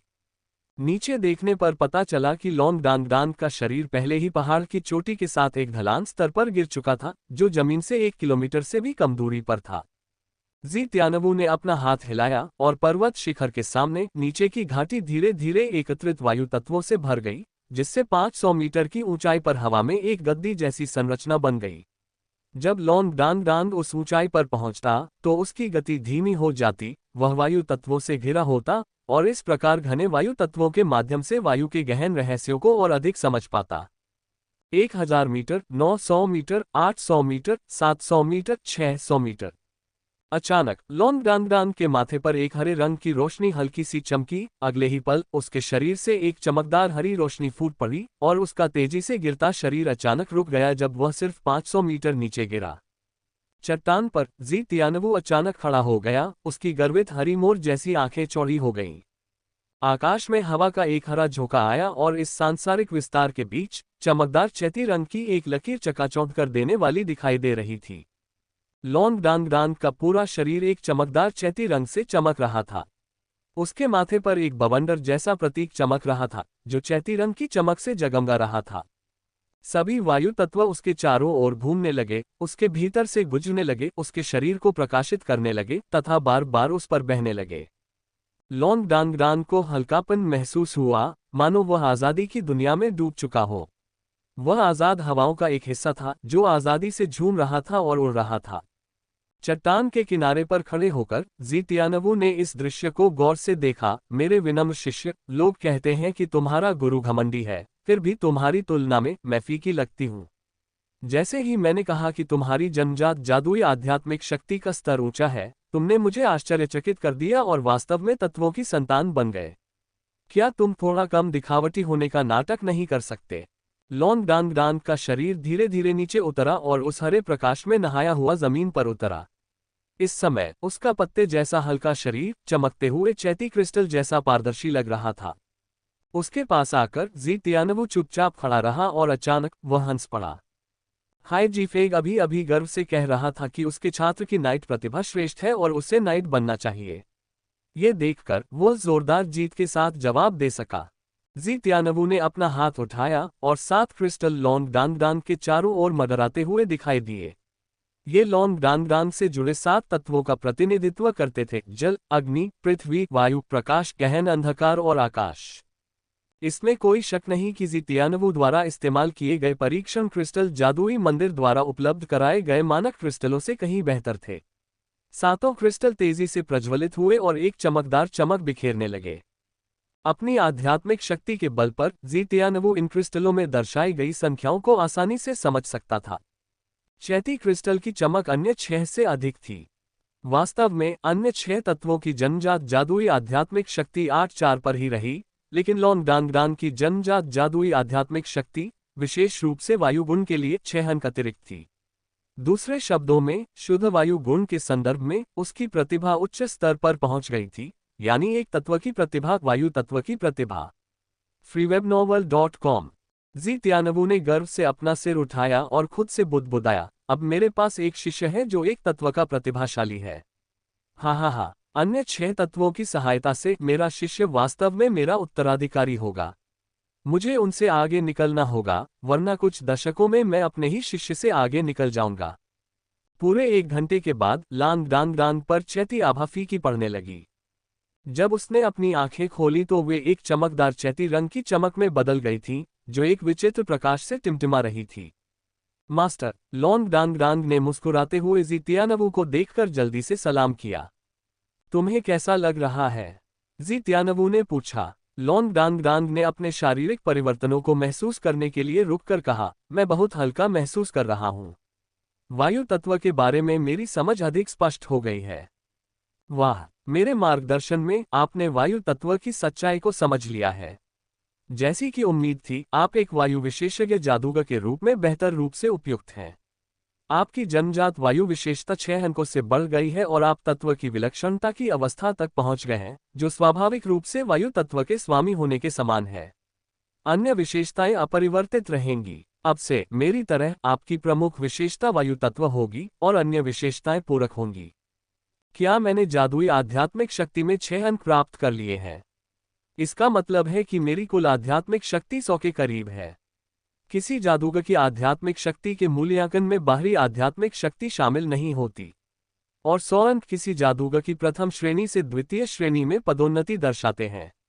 उसे इस बात का अंदाजा नहीं था कि उसने अपने हालिया ध्यान से कितनी जादुई आध्यात्मिक शक्ति प्राप्त की है, लेकिन इन 6 अंकों के योग से उसकी आध्यात्मिक शक्ति 100 के करीब होनी चाहिए। जी तियानवु के चेहरे की मांसपेशी फड़क उठी। क्या आपका ध्यान यही है? क्या जन्मजात आध्यात्मिक शक्ति की तुलना सामान्य आध्यात्मिक शक्ति से की जा सकती है? लेकिन उन्होंने प्रश्न का उत्तर देने की जहमत नहीं उठाई। मुख्य बात यह थी कि वे अपने शिष्य की वायु तत्व की समझ से बेहद प्रसन्न थे। उन्होंने वास्तव में कुछ खास नहीं किया था, लेकिन उनका शिष्य पहले ही वायु तत्व का महापुरुष बन चुका था, यहाँ तक कि सबसे ज्यादा नकचढ़ा शिक्षक भी उसकी प्रशंसा के शब्द ही कहेगा। ठीक है, जहां तक आपकी आध्यात्मिक शक्ति का सवाल है, उसे संचित करने के लिए अपनी गति से ध्यान करें। आपकी जन्मजात जादुई आध्यात्मिक शक्ति और जन्मजात आंतरिक आध्यात्मिक शक्ति प्रतिभाएं दोनों ही अच्छी हैं।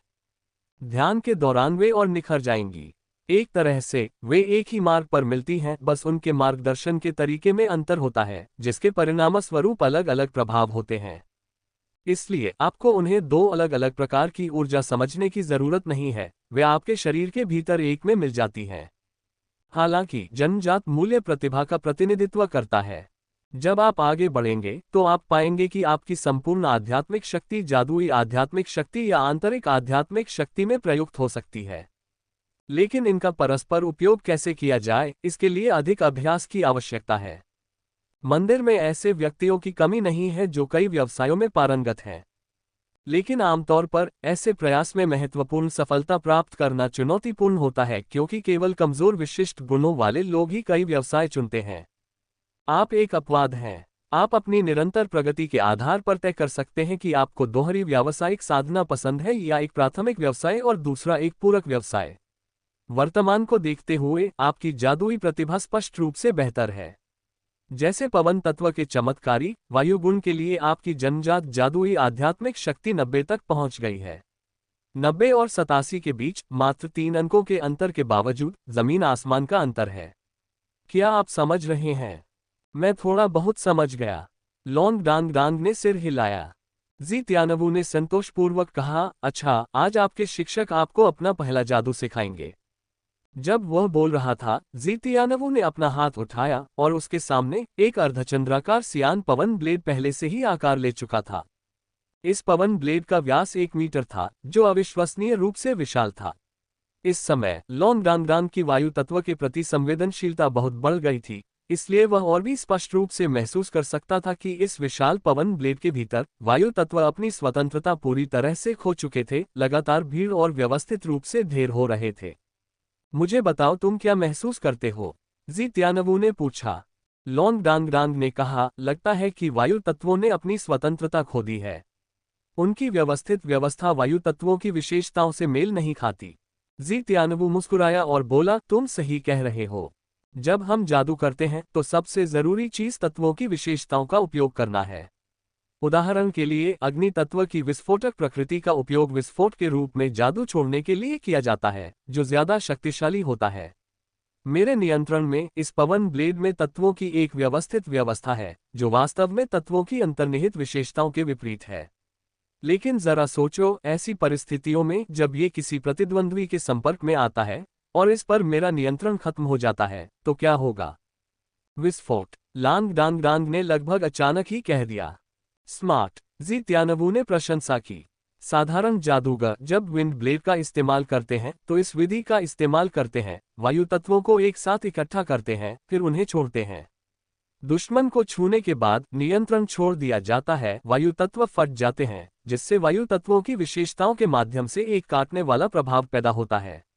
लेकिन मैं आपको जो वायु तत्व सिखाने जा रहा हूं, वह ऐसा नहीं है, क्योंकि इस विधि में बहुत अधिक जादुई शक्ति खर्च होती है और शक्ति पर्याप्त नहीं होती। जैसे ही उसने यह बात कही, उसके सामने स्थित पवन ब्लेड ने एक छोटे से झटके के साथ वास्तव में एक छोटा पवन ब्लेड बाहर निकाल दिया, जो कि बड़े ब्लेड का एक लघु संस्करण था। जी त्यानवू ने अपना हाथ हिलाया और छोटा पवन ब्लेड उड़ गया, जिससे लगभग 30 मीटर दूर एक हरे रंग की रोशनी फूट पड़ी और धीरे धीरे विलुप्त हो गई। जी त्यानवू ने कहा, ये पवन ब्लेड, जिसे आप अपने साधना स्तर पर चला सकते हैं, इसके लिए लगभग 5 से 10 अंकों की आध्यात्मिक शक्ति की आवश्यकता होती है। आपका नियंत्रण जितना मजबूत होगा, आपको उतनी ही कम आध्यात्मिक शक्ति खर्च करनी होगी। शक्ति भी उतनी ही है, 10 मीटर से लेकर 50 मीटर तक। तत्व संपीड़न पर विचार किए बिना यह इस प्रकार काम करता है। अब इसे देखिए। जी त्यानवू के दाहिने अंगूठे और तर्जनी को धीरे से रगड़ा गया और पिछले ब्लेड के आकार का केवल 1/3 एक हरी बत्ती बिजली की गति से चमक उठी, लेकिन उसकी गति पिछले पवन ब्लेड से दोगुनी थी। 50 मीटर दूर हवा के फटने की तीखी आवाज के बीच हरी बत्ती चमक उठी, क्षण भर के लिए टिमटिमाती हुई। यही वह पवन ब्लेड है जो मैं तुम्हें सिखाऊंगा। इसके लिए केवल 1/3 आध्यात्मिक शक्ति की आवश्यकता होती है, लेकिन शक्ति दोगुनी हो जाती है। ये सब बिना किसी तत्व संपीड़न के। लगता है तुमने पहले वायु तत्वों की विशेषताओं को दबाया नहीं था, लोंग डांग डांग ने धीरे से कहा। जी त्यानवू हंसे, बिल्कुल, मार्गदर्शन हमेशा दमन से ज्यादा महत्वपूर्ण होता है। मुक्त वायु की भी अपनी दिशा होती है। जब अलग अलग दिशाओं में उड़ते वायु तत्व आपस में टकराते हैं तो वे बहुत ज्यादा बल पैदा कर सकते हैं, या तो टक्कर से होने वाले विस्फोट के कारण या मार्गदर्शन में बाहर निकलकर। मैंने जिस पवन ब्लेड का प्रदर्शन किया है, वह मुख्य रूप से 3 वायु तत्वों को सक्रिय करता है, 2 टकराते हैं, 1 चलाता है। आक्रमण शक्ति भले ही विशेष रूप से प्रबल न हो, लेकिन एक अधिक शक्तिशाली पवन ब्लेड का सिद्धांत वही है। इसे एक बार फिर से स्वयं अनुभव करें। बोलते समय उसने अपनी अंगुलियों को फिर से आपस में रगड़ा और इस बार पवन तल पहले से कई गुना अधिक शक्तिशाली था और सैकड़ों मीटर दूर तक उड़ गया। ये 9 वायु तत्वों का एक संयोजन है। भविष्य में जब आध्यात्मिक शक्ति पर आपका नियंत्रण अधिक मजबूत होगा और आप वायु तत्वों को संपीड़ित कर पाएंगे, तो इसकी शक्ति काफी बढ़ जाएगी। एक उत्कृष्ट वायु विशेषज्ञ जादूगर बनने के लिए नियंत्रण को समझना ही काफी है। हालांकि यदि आप एक जादुई देवता बनना चाहते हैं तो आपको ये भी जानना होगा कि तत्वों का मार्गदर्शन कैसे किया जाए। बोलते हुए उसने लांग डांग डांग का दाहिना हाथ पकड़ लिया। अपनी आंखें बंद करो और महसूस करो। लॉन्ग डांग डांग ने अपनी आंखें बंद कर ली और अपने मन को अपनी हथेली में हो रहे बदलावों को महसूस करने पर केंद्रित कर दिया। जी त्यानवू ने अपने हाथ से हवा में एक छोटा सा चाप बनाया। डांग डांग को तुरंत महसूस हुआ कि असंख्य वायु तत्वों में से 3 उसे घेरे हुए थे। जैसे ही ये तीनों वायु तत्व आकर्षित हुए, उनकी विशेषताएं डांग डांग की धारणा में स्पष्ट रूप से प्रकट हुई, मानो 3 छोटे भंवर अपनी अपनी दिशाओं में घूम रहे हों। जी त्यानवू के मार्गदर्शन में 2 पवन भंवर आमने सामने टकराए, जबकि तीसरा पवन तत्व टक्कर के समय बीच में फट गया। अचानक विपरीत दिशाओं में घूमते हुए 2 वायु तत्व संपर्क के क्षण में तीव्र ऊर्जा के साथ फट पड़े, लेकिन साथ ही साथ फट रहे तीसरे वायु तत्व द्वारा उन्हें आगे बढ़ाकर बाहर फेंक दिया गया। एक सियान रंग की रोशनी 10 मीटर से भी ज्यादा दूर तक उड़ी और फिर चुपचाप विलीन हो गई। जादुई तत्वों से जादू बनाने के लिए नियंत्रण की आवश्यकता होती है। अच्छे नियंत्रण के लिए तत्वों की अच्छी समझ जरूरी है। अगर आप वायु तत्व के विशेषज्ञ नहीं होते तो वायु तत्व की घूर्णन दिशा को समझने के लिए कम से कम तीसरे दर्जे तक पहुंचना जरूरी होता, और इस तरह का पवन ब्लेड केवल उसी बिंदु पर डाला जा सकता था। अब आप कोशिश कर सकते हैं। याद रखें, एक जादूगर के जादू का हर अंश बेहद कीमती होता है। जो जादूगर जादू को संरक्षित और गणना करना नहीं जानता, वह अच्छा जादूगर नहीं है। रात होने तक जी त्यानवू की लॉन्ग डांग डांग को शिक्षा समाप्त नहीं हुई थी। लॉन्ग डांग डांग ने भी पूरे दिन पवन धार को नियंत्रित करने का प्रयास किया। उसे ज्यादा सफलता नहीं मिली और तरह तरह की समस्याएं सामने आती रहीं। अगर वह बहुत ज्यादा आध्यात्मिक शक्ति छोड़ता और उसे बलपूर्वक नियंत्रित करने की कोशिश करता तो पवन धार अपनी शक्ति खो देता। जब वह कम शक्ति नियंत्रित करता तो वायु तत्व सीधे उसके हाथ में फट जाते और उसकी उंगलियां कट जाती। जी त्यानवू की शिक्षाएं कठोर थीं और एक दिन के गहन प्रशिक्षण के बाद लॉन्ग डांग डांग पूरी तरह थक गया था। जब जी त्यानवू उसे वापस उसके छात्रावास में ले गया तो वह पहले से ही नींद में था। अपने शिष्य को ऐसी हालत में देखकर जी त्यानवू की आंखों में एक हल्की सी हंसी चमक उठी। एक प्रतिभाशाली व्यक्ति को सबसे ज्यादा जिस चीज से डर लगता है वह है अहंकार। उसने यह बात बड़ी मुश्किल से सीखी थी। इसलिए हालांकि उसका कभी भी अपना स्वभाव बदलने का इरादा नहीं था, वह नहीं चाहता था कि उसका शिष्य उसकी गलतियां दोहराए। इस डर से कि वायु तत्व का महारथी होने के कारण उसका शिष्य आत्मसंतुष्ट हो सकता है, उसने उसे सीधे वह जादू सिखाने का फैसला किया जो आमतौर पर केवल तीसरे दर्जे पर ही सिखाया जाता है, पवन ब्लेड पर सटीक नियंत्रण। उसका लक्ष्य लॉन्ग डांग डांग को यह एहसास दिलाना था कि जादूगर बनना आसान नहीं है और प्रतिभा ही सब कुछ नहीं है। ठीक है, अब आप ध्यान और आराम कर सकते हैं। कल रेकलेस नाइट कार्यभार संभालेगा। नाइट्स टेम्पल में वह एक अजीबोगरीब योद्धा है और काया नाइट नाये के साथ वे 2 चरम सीमाओं का प्रतिनिधित्व करते हैं। आपको उनकी खूबियों से सीखना चाहिए। रेकलेस नाइट से आक्रमण और विस्फोट और काया नाइट नाये से फुटवर्क और पैरी का अभ्यास सीखें। अगर वे दोनों अपनी खूबियों को मिला सकें तो उन्हें नाइट्स टेम्पल में शीर्ष 3 में रहने में कोई समस्या नहीं होगी। उन्हें गॉड सील कैथेड्रा रेक्स के लिए प्रतिस्पर्धा करने का मौका भी मिल सकता है। हो सके तो भविष्य में आपको दिव्य सील सिंहासन प्राप्त करने का कोई भी अवसर नहीं छोड़ना चाहिए। हाँ गुरुजी, लॉन्ग डांग डांग ने चकित होकर उत्तर दिया। जी त्यानवू उसके पास गया, उसके मुंह में एक गोली ठूंस दी। सीधे ध्यान में लग जाओ, तुम्हें खाने की जरूरत नहीं है। लॉन्ग डांग डांग किसी तरह पालथी मारकर बैठने में कामयाब रहा।